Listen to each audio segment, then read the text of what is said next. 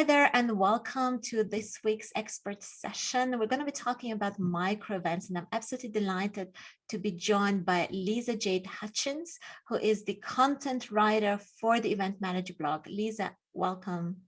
Thank you. Thank you so much for having me. It's an absolute pleasure, Lisa. So we've got quite a bit of ground to cover today. Why don't we just start off with you? Could you tell us a little bit about yourself and about the job that you're doing? So, as you know, my name is Lisa Jade, and I'm a content writer for EventMB. I have a planner background. I have been in the events industry for about 7 years now, I would say. Initially, I focused on event design, and then I moved into a space of sustainability within the event space. And with everything that happened with COVID, I decided to fall back on some of my other skill sets, which is writing and storytelling. And that's when I started working with EventMB. It has been an absolutely incredible journey. Lots of learning, engaging with incredible people, leaders within the space, up and coming talents, and learning from the best. So yeah, thank you again for having me here. Wow, Lisa, I'm so excited about our discussion. You've got quite a great overview of what's happening in the event space, and the storytelling skill is absolutely essential nowadays. So it's great that you're using it. Thank you. Today's topic is micro event, but why don't we just start with having a quick overview of what's actually been happening in the event space over the last 2 years. So what are your thoughts on this, Lisa? Well, what hasn't been happening in the event space, I would rather say, with the pandemic. I mean, as most event professionals will know, if not all, we saw that we quickly had to make a plan to adapt to the situation, the event restrictions that were placed around the world because of the pandemic. And you know, we had been talking about technology like hybrid technology and virtual event technology for quite some time.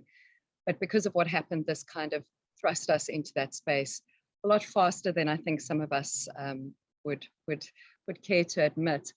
However, you know, I think because of it, there has been a lot of fallout and there has been a lot of devastation within the industry. But, you know, moving forward, like I said, because of it, I think we've also got to look at the silver linings and the opportunities that exist. And, you know, because of all of this, we have seen innovation within the space. We've seen people adapting to circumstances that we never thought we would have to adapt to. And in a way, I think that this has elevated us. And the reason I'm saying that is not only the innovation, excuse me, but we're focusing again on what events are all about, which is people and connecting people. And how do we do that effectively? And how do we enhance the events experience? Because while there was growth, like I said, from a planner's perspective myself, I feel like we had become a bit stagnant in a way. And I think this has pushed us to level up a lot. Yeah. Yeah, well, the learning curve had been very steep, I must admit. Yes. Yes, very, very steep, especially with the technology. I mean, you look at a planner like myself who prior to the pandemic, you know, we would get our teams together, we would collaborate, and I would sit there and I'd be like, right, we've got this person managing this and this person managing that, and, you know, overseeing the whole process. And while I had basic knowledge of like your tech and your AV and all that sort of stuff, this forced someone like myself in a planner's position to actually get involved with the tech and understand it and understand how we can use it and what it can actually do. So it has brought our skill level up. It has upskilled us in a lot of ways. You know, I always laugh and I say that you can put an event professional in pretty much any position because we're used to managing so many things. I mean, from in-person events now, essentially we're doing broadcasts, similar to like a Netflix style that you would see. So, yeah. Yes, it is an exciting profession. That's true. Yeah. Another thing, you know, that has become like a very, very hot topic, sort of trend focus, and I wouldn't even call it a trend. I would say that it's been needing to happen, is the hyper focus on content, and that we are seeing that content, we really need to add value to attendees through that content. Yeah, no, you're absolutely right, because nowadays with so much free content available as well, Yes. you really have to level up the game. That's absolutely true. Yes, thank you so much for that, Lisa. So why do you think nowadays there's this shift towards micro events? Well, micro events aren't something new. It's not like a micro event has never happened before. And before we go into why the shift, I think it's important to define what a micro event is. And, you know, even having said that, I don't think we can really ever fully define what a micro event is. It's like there's people that say hybrid is one thing, and other people say it's another. But typically micro events are your smaller events, usually with attendees from anything like 5 to 100 people. And I say 100 people because if you had to take an event that used to host thousands of people, for them to scale down to 100 people would be considered a micro event. Now, I think the reason we are seeing this is because obviously the restrictions that were placed through the pandemic, limits on how many people can gather at an event. And again, back to what we're seeing about the experience. You know, what has happened, people don't just want to be a face in the crowd anymore. They want to experience something that is valuable to them, something where they are an active participant, that they are not passive, just sitting in seats listening to speakers talk. They want to really engage with the content as well as the experience. You know, so it's not just about filling up seats at the moment. It's about delivering something, like I said, that is of value and that is really going to change people's lives. Because with the move to that sort of virtual event format and digital format, event planners have to work a bit harder now to get people to come to an event. And that is something that micro events can deliver, is they can deliver that high energy experience, that hyper focused experience. And they can also help people feel a lot more connected to each other. Because if I'm at an event of 500 to 1,000 people, how am I going to meet everyone I want to meet? How am I going to find them? Like, yes, obviously technology can help. And I'm not saying there's anything wrong with larger events. They have their use case as well. However, when a planner is looking to create an experience like this, a micro event will do that job.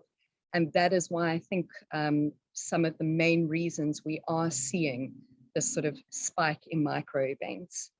Yeah, absolutely. And micro events are so great also to start building a community of like-minded. Exactly. And, you know, another beautiful use for micro events is that sort of, you know, we're talking about on-demand content now. You know, micro events give planners that opportunity to create that sort of ongoing content and engagement within their communities, and release it so that people always have that on-demand content and that point of contact and connection with others. So it's not this massive event that you're going to need to plan and it's once a year or whatever the case is. For example, a planner could utilize a micro event experience, small little micro events throughout the year to connect their community over and above just what you're seeing with the other sort of strategies that they're using. Yes, absolutely. And they're so easy also to kind of copy and paste, right? The same event throughout the year. You know, you can copy and paste the same event, but because of their smaller size, you can also tweak it and create little differences. So you can tweak it according to your audience and their needs and what the overall objective is. You know, another really important thing about micro events is you can actively engage with people to receive feedback. What is working? What is not working? How can I improve? And that again touches on what you're saying about the community, is you are building a community, and the people within this community are not separate from what is happening. They are part of that process because of the smaller size. Yes, absolutely. And you mentioned also the content creation. I think it's so Yes. important to have this continuous of content. So to be always on top of people's minds. So before we could get away with like one big event in a year and then just come back again. But nowadays it doesn't work. Everybody's going to just forget about you. Oh, we've got an information overload at the moment. I mean, information, I don't think, and I stand to be corrected. You know, we've never had information so readily available and accessible to us. And in order to stay relevant, and also I'm very, very big on value, in order to add that value to people's lives, we've got to be able to create these sort of experiences. And I feel micro events do that in a lot of places. Absolutely, absolutely. No, I definitely agree with you. And I think it's also for the planners less stress to put on a micro event, right? Than just and for the attendees, it's also better in terms of time commitment, right? So you don't have to take out 3-5 days out of your schedule, but maybe one day or just even a few hours. So that's also kind of more going towards the audience's respecting Needs. their Yeah. time. Yeah, no, look, I mean, I think, again, it always comes down to your event objectives, your event strategy, your goals, what it is you are actually wanting to achieve. Like, what do I want to do with this micro event? Because, I mean, there's micro event experiences that could last, for example, like a 5-day, whatever, or there could be ones that are a couple of hours. Again, like you said, it's all according to what people want and what they need. Yeah, and how you define a micro event. I think that's yes, also yes. How we define a micro event. define in terms of size, in terms of time. I mean, that's yeah. Exactly. No, and now with the in-person events really coming back to life more and more, and planners using venues for micro events. Have you seen great use cases of how venues could be used for micro events? Yes. As you mentioned, you know, micro events has become more popular now. So Event MB, we've been running a couple of posts on micro events with myself and my deputy editor, Angela Tapper. We did a bit of a collaborative post there. And then I've also run some posts quite recently around micro event venues. And the purpose of these posts is to showcase these unique venues that can essentially act as a canvas and enhance the event experience. I mean, one of the ones we did was nature-based venues for smaller events, aka micro events. And you know, you don't need a lot of infrastructure to take to those venues, because the backdrop of nature and the experience that it's providing already is incredible. I mean, even the activities at some of these venues, like one of them that I spoke about is Embu, which is based in Kenya, Embu River Camp. And that is a fully sustainable venue. They can host up to 20 people at a time.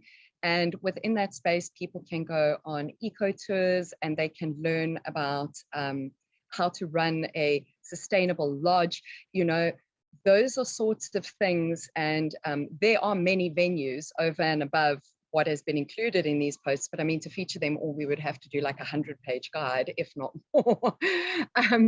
So it's just giving you an example of how these smaller venues that are usually fully equipped to deal with an event planner's needs can actually help elevate the experience of a micro event. Even, you know, visually distinct venues, venues that look different. As soon as you put someone within that space, I mean, as opposed to a normal conference center or whatever the case is, they're going to respond differently. They could relax a bit more. They could feel a lot more excitement, you know. So it all forms part of the micro event experience design. And that adds value, right? Because you're taking people out of something that is run-of-the-mill and ordinary, well, what is perceived as ordinary, and you're giving them a new experience. So you're enriching their lives. And now you couple that with content, like really valuable, relevant content that is tailored to their needs. And you've got an incredible event on your hands then. Plus, I mean, you've got 20 people in a space. Think about the connections that are going to happen there. Everyone's going to have the opportunity to engage with each other. So, yeah. Yeah, no, that's absolutely incredible. You're right. Just intertwining the content with the experience around you, and you can be so creative in how you play around with it. Yes. And creating a really enriching and memorable experience. And also Yes. the content that is going to be received is going to be so much better remembered. Yes, exactly, 100%. It is going to be better remembered. Like even in the visual post that we actually haven't released that one yet. I'll give you a bit of a snapshot, a bit of a preview. Well, the post is more aligned for a snapshot. Is we talk about how human beings process things visually, and how that is our predominant sort of the way that we interact with the world is through visuals in a lot of cases. Yes, the other senses do come into play. But like you said, as soon as you put someone there, they're going to remember the content a lot more.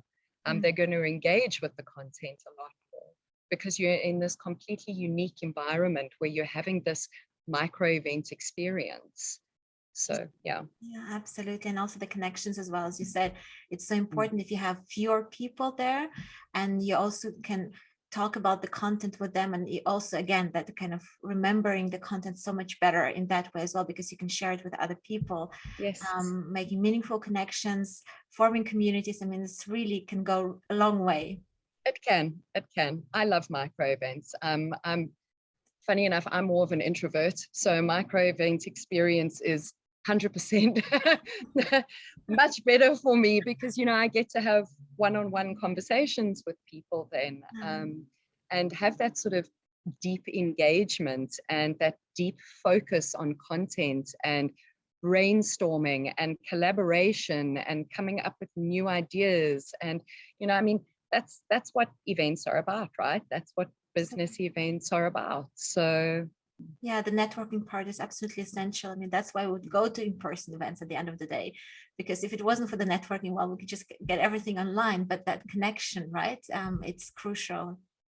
You know, another really interesting thing that you can do with micro events is you can have an in-person only, or, you know, the micro event for the remote working environment is incredible because this is how you can connect people.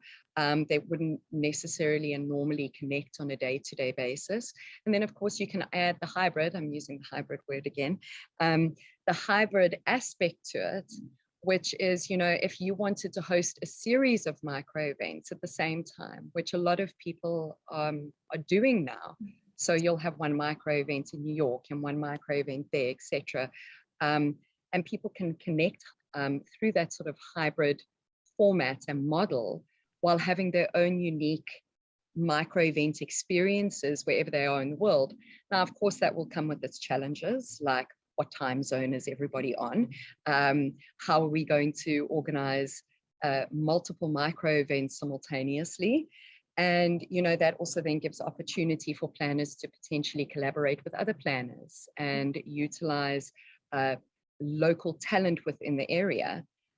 Just as long as my recommendation would be that, that you keep one person or one sort of group that has the overall event strategy and goal in place. And this is why they are so flexible, is you can do so much with them. You could host a micro event in an unused parking lot or in an art gallery or on a rooftop, and with tech there or whatever the case is, connect through that hybrid format. And then, of course, like I said, if you prefer to use a venue, a lot of the venues also offer those hybrid capabilities too. Yeah, absolutely. I think you've just come up with a great business idea for a lot of brands. to grow their community, because I can just envision is if a company just wants to build a community, a brand community around the world, and the most efficient way is for people to meet in person. So they would use this little regional in-person events connecting to the global community and really strengthening the brand. I think that's a fabulous strategy. And, you know, and then that's where our event tech and our event tech providers come in, because there are so many tech providers out there that can offer these sorts of services and products to people as well, and really customize them according to your needs, you know. And something that I didn't mention previously, you know, what we're seeing is we're sort of seeing this best in breed sort of tech stack. You know, planners could even utilize that within the micro event, within the micro event format, you know, and that's why, like I said, we are so open. It does not take us organizing for 1,000 or 5,000 people. We can, like you said, build these communities within organizations, with brands. You know, it's a very, very creative and flexible space. And I mean, the other upside is that moving a micro event around for 20 people is a lot easier than moving one around for 1,000 people, for example. Again, that speaks to the flexibility of the micro event. Yes, I think that flexibility is crucial, especially now you actually don't know what's going to happen tomorrow. Yeah, we've got to remain flexible. We've got to be able to adapt, and micro events give us that opportunity to do so.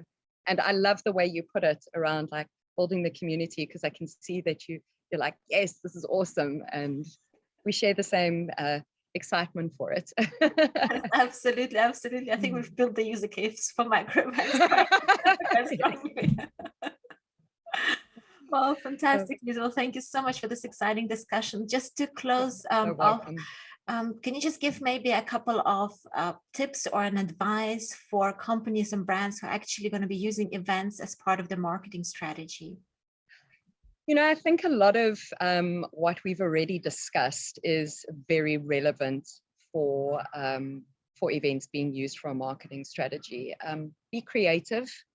Don't be afraid to connect with people, and really build on how you're going to do that.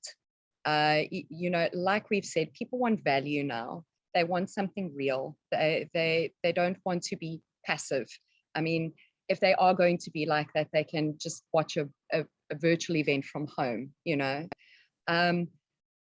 Be flexible again, like open to adaptation and trying something new. And again, just back to it, and I'll say it again and again and again and again, to see how you can add value. Yes. Very much so in the sense of connecting with people. Like, I don't want to feel like you're selling me something, or you are here for your own benefit, or whatever the case is. I want real connection and community around this. And I think that's going to make all the difference for brands and companies moving forward, especially with events, and how they do that. It needs to be authentic. I know that word has been overused quite a lot these days, but I feel that it's relevant. Be authentic in your messaging and remain creative and flexible. Wow, that's wonderful. I'm just going to close off with this powerful statement. This is, yeah, absolutely awesome. Well, thank you so much, Lisa. Where can the listeners connect with you? So you can go onto the Event MB website and you can get in contact with us there. We've got some incredible reports that are up at the moment, like the 2022 Event Trends report. We've got some really exciting stuff coming up for the year as well. So yeah, just keep an eye on the Event MB websites, on the social media pages. We're on LinkedIn, we're on Instagram, we're on Facebook. And if you would like to connect with me personally, that can also happen through LinkedIn. So yes, Event MB is doing some incredible work. I must say, I've been following it for a while, and you have the podcast, you have the great reports, the blogs, the events on a regular basis. So there's really a lot for event professionals to benefit from. There's a lot of rich, useful, valuable, and inspiring content on there, and relevant. So thank you again for having me, for hosting me.